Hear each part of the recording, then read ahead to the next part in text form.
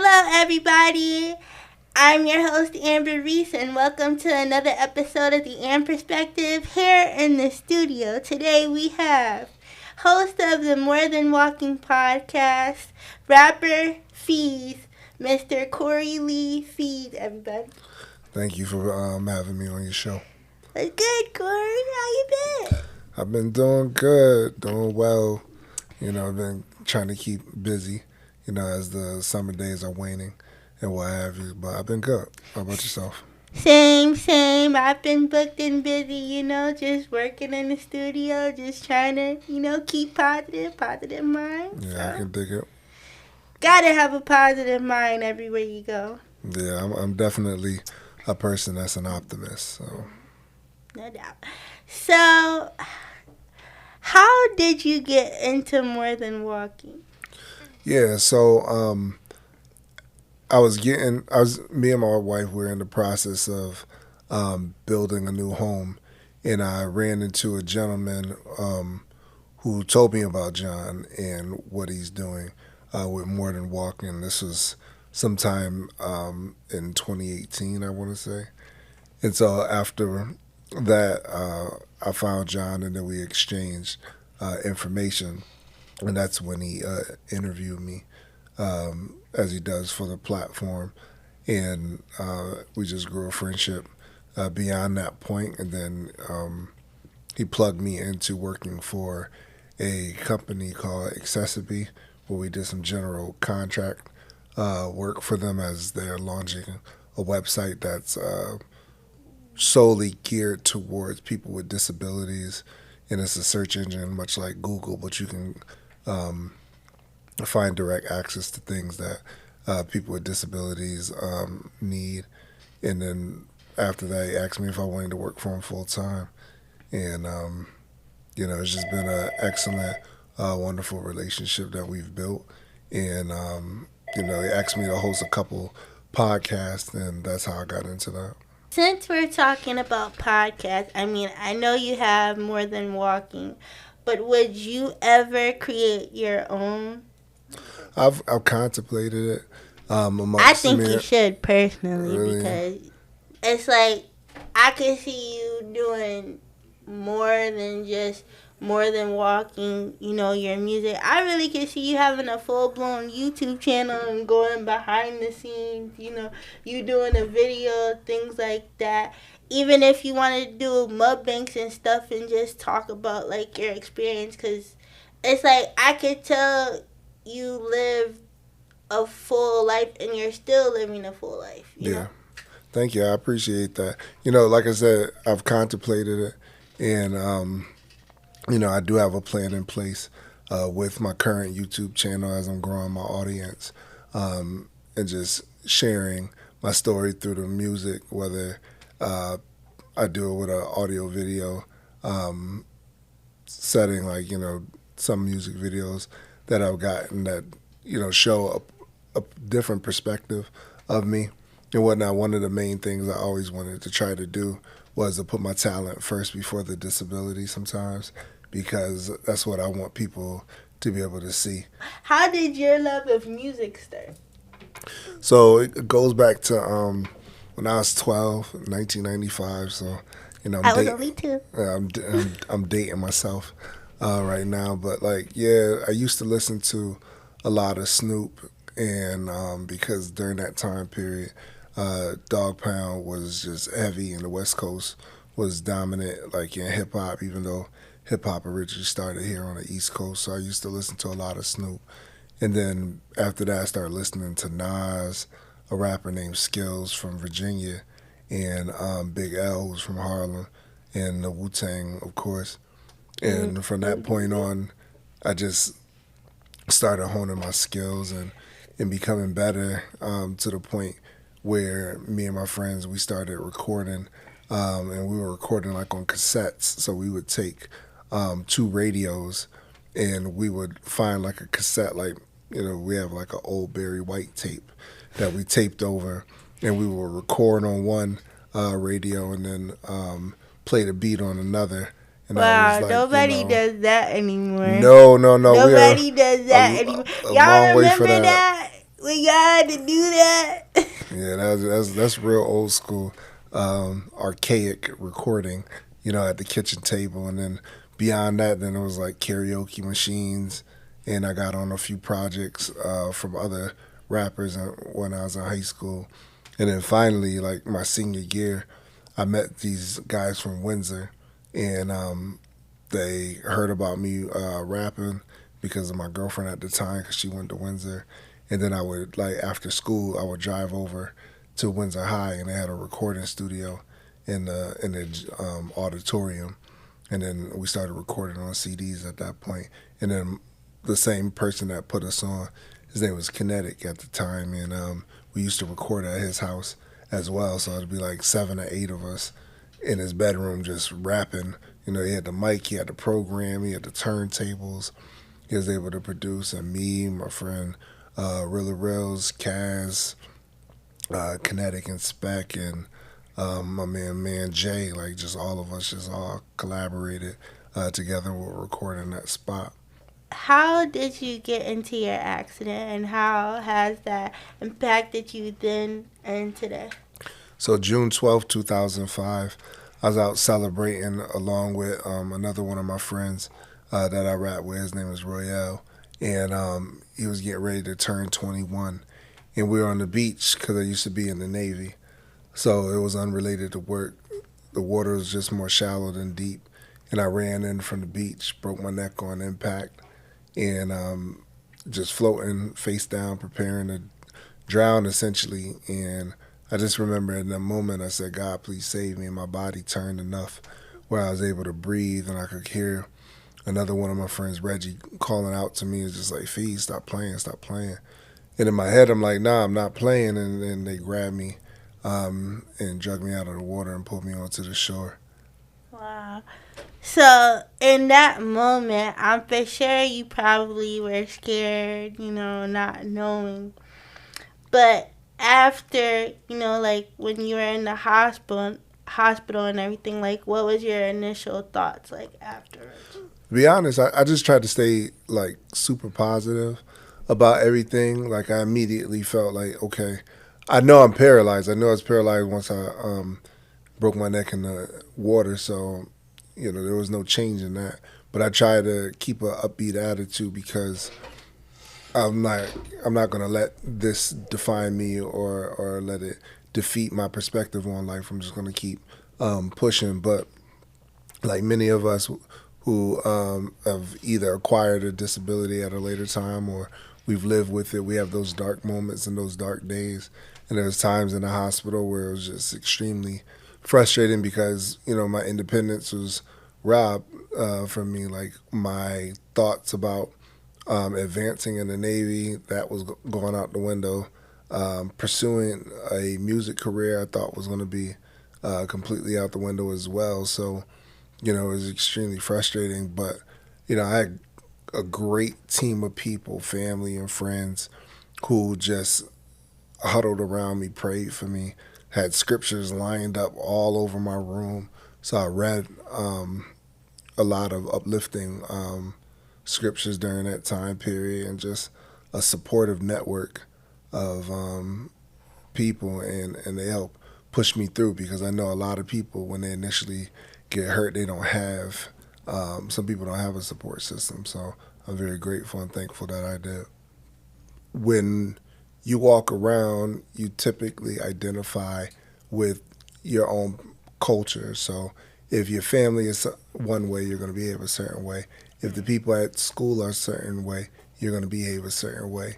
And that's the reflection that you have. But then when you go outside of your culture and you begin to see people that are different, you're kind of like, wait a minute, I'm not used to that. I didn't see that type of stuff growing up. And so then you don't know how to handle it. But more people that come out and show that, like, okay, regardless of my ability or disability, that I'm still human, I'm still a person, I still have skills, I still have talent.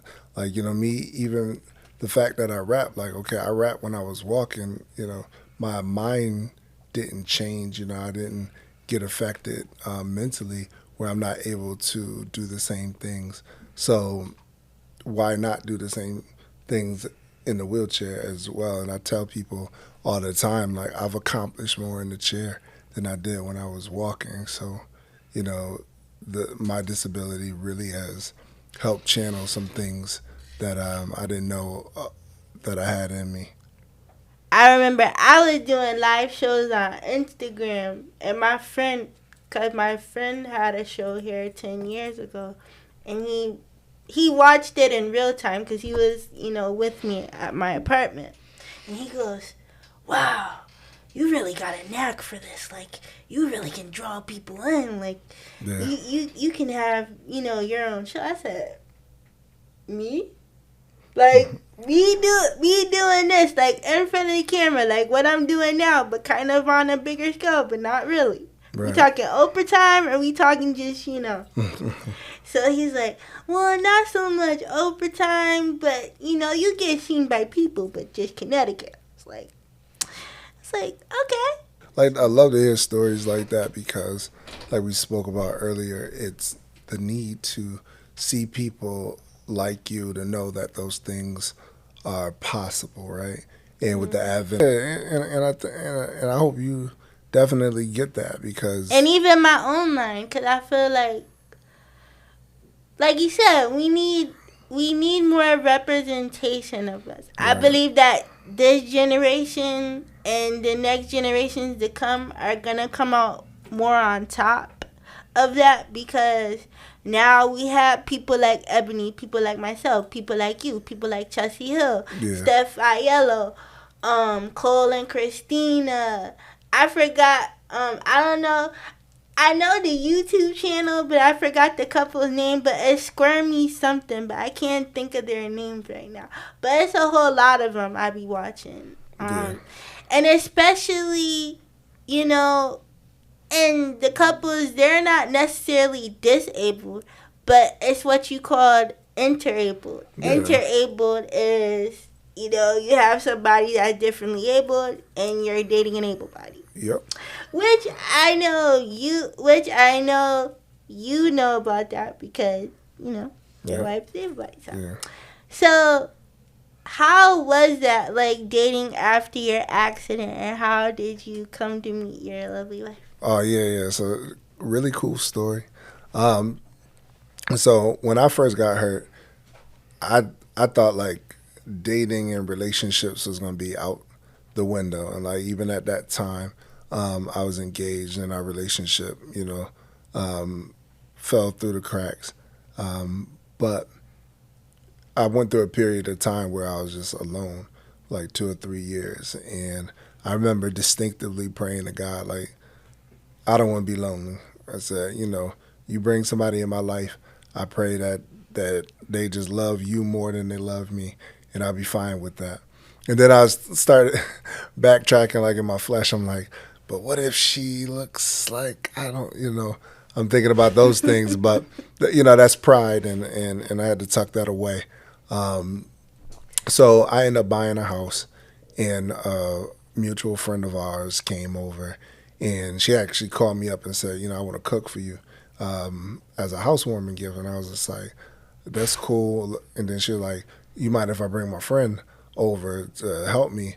And I was like, I didn't really want nobody knowing where I lived and stuff like that. But then I was just like, she might be cute. So let me be prepared for that. And so she came in, and of course she's beautiful. Yes, she is. Thank you. And I'm looking at her up and down and assessing her and stuff like that. And, we had a nice conversation. And in the middle of that conversation, I asked her, like, one of those general questions. I said, what do you want to do with the rest of your life? And she was just like, I just want to please God. And at the time, she was getting ready to graduate college. So I'm thinking, like, I'm more like, what are you going to do after you get your degree? Like, you want to do corporate America? Where are you going with that? But when she said, all I want to do is please God, that to me was confirmation of the prayer I prayed 3 years before that. And then I know that's it. Yeah, then we 'Cause talked. God don't send it when we want it, but He sends it when He wants to. Yep. So. Yep. And so, we started talking about the movie Why Did I Get Married?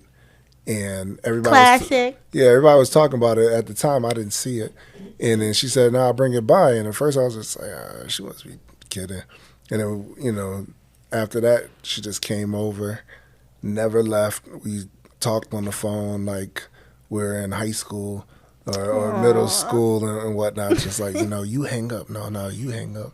And then as it started turning serious, even more serious than what it was, I told her, I said, listen, if you're going to be with somebody that's in my condition, like, you need to see this every day. And then we decided, like, to move in because I didn't want her to come off of work and then try to do care for me. And then you marry me and then you're like stuck with it every day. And now you're questioning, like, why did I get married, right? And so she moved in and she learned my care very quickly. Even on the first night, like, she transferred me from my chair to bed. She was nervous, but she listened to everything that I said, and that's the beautiful thing about my wife. Like, she allows me to lead as a man in our relationship, regardless of my disability. I'm not subservient to her. She's not subservient to me. We understand our roles and position and what we need to do, both as husband and wife, and as mother and father to our kids. And we got engaged at a Walmart. I had a ring in my mouth, and that's a whole another story for another day. But I kind of like pulled the ring out of my mouth and put it on her finger at Walmart. And then a year after that, to the day, September 27th, 2009, we ended up getting married. That is so beautiful. Like, see, that's what I'm talking about. But I feel like maybe because I'm young and, my generation, I feel like we don't get that now. Yeah. I feel like I feel like me personally, I just feel like I'm not for my generation. Like, I feel like I belong in like the old school generation because I have an old soul. Like, I like the type of love that you were just talking about how your wife was with you then even before you guys got married. Like, that's the type of stuff I want. But it's like I feel like it's kind of hard to branch out because how this generation is. Just my personal opinion, but that's beautiful to see. Thank you. So when you started, growing your family, how did you want your kids to see you as? Well, I've always been cognizant that what they see is going to be what they understand life is like. Everybody is different. So my hope was that they would not grow to resent me or to, question so much, but this is all that they know. But the nice thing about it is I've never given them an opportunity to say, well, my dad's disabled, therefore we can't. We always figured something out, whether when my youngest, rather when my oldest was born, we would put like this thing called a boppy around my stomach area and put a blanket on it. And I would drive around the house with him. So if he's crying and Chrissy's washing bottles and all of the other things that they use and he's crying, I'd just drive up and down the hallway with him. I took my chair back and then he would be good and he'd, fall asleep. And then when he was old enough to like kind of sit on my lap, I'd take him to the bottom of the street. We'd count cars together. So I've always been like hands-on, even though I physically can't use my arms and use my hands. And I made sure that they feel my presence rather than, me use my disability as an excuse. But I mean, they know what the deal is.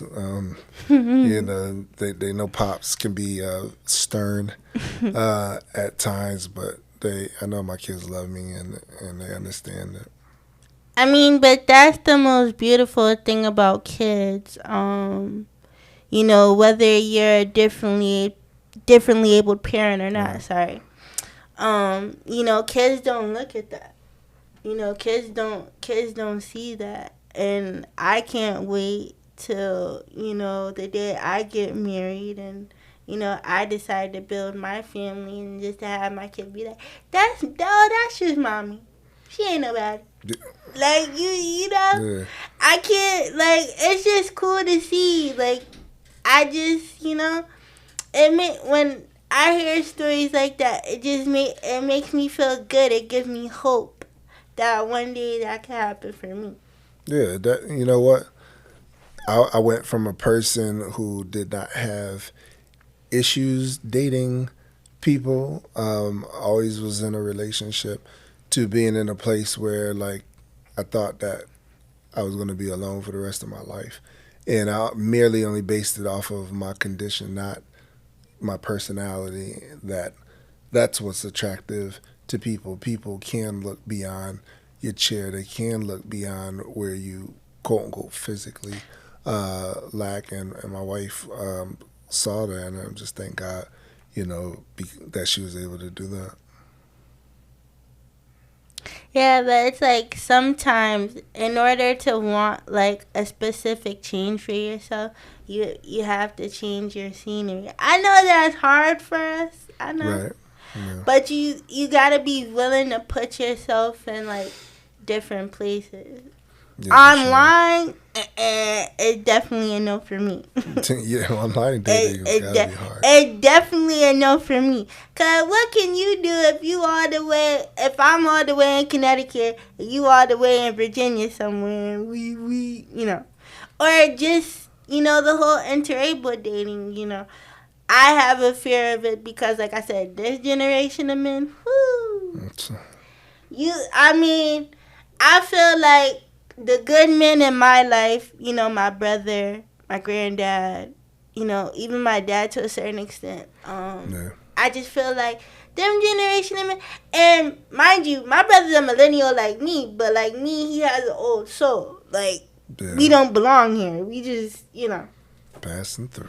So for me, I just personally, it's just like my career is my life. So right now, so that's just me. I understand. But it is what it is. Right now, I'm enjoying just building my career. I'm enjoying, just having that time and just, Yeah, sometimes, you know what? Like, one thing I learned, you have to enjoy your singlehood, because there are things that you are able to do when you're single that you're not able to do when you're married. Yeah, because when you in a relationship and as y'all start to get serious, it's not I no more. It's like, oh, what would so and so think? Like, I gotta ask so and so before I spend this $1,000. Yeah. And that's what it is. But and I would love every bit of that. But on a lighter note. Yeah. What do you hope people take away from your brand? I really hope that people, at the end of the day, they're inspired, and they get closer to God because they see Christ working through me. I'm a byproduct of, like I said, God saved me. I was in the water. There was no manifesting anything. I couldn't put my mind to it or anything like that. My first instinct was to cry out to God. And so I hope that people are inspired to turn to Christ, and that, they can look at me and see that a barrier is meant to break through. And if it's in your way, figure out how to get around it, get over it, or go through it.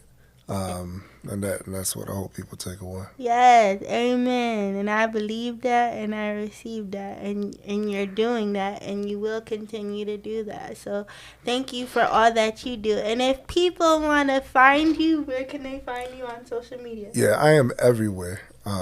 If you just Google Feez, Pheez, something's gonna come up. It's gonna say Feezy or Feels and whatnot. You just click the link below that says "Would you rather?" Instead, search for fees. You can find me on Instagram, PHEEZ83, on Twitter, no hidden fees, and on YouTube, fees. There, on all digital streaming platforms, you can find me on all of those.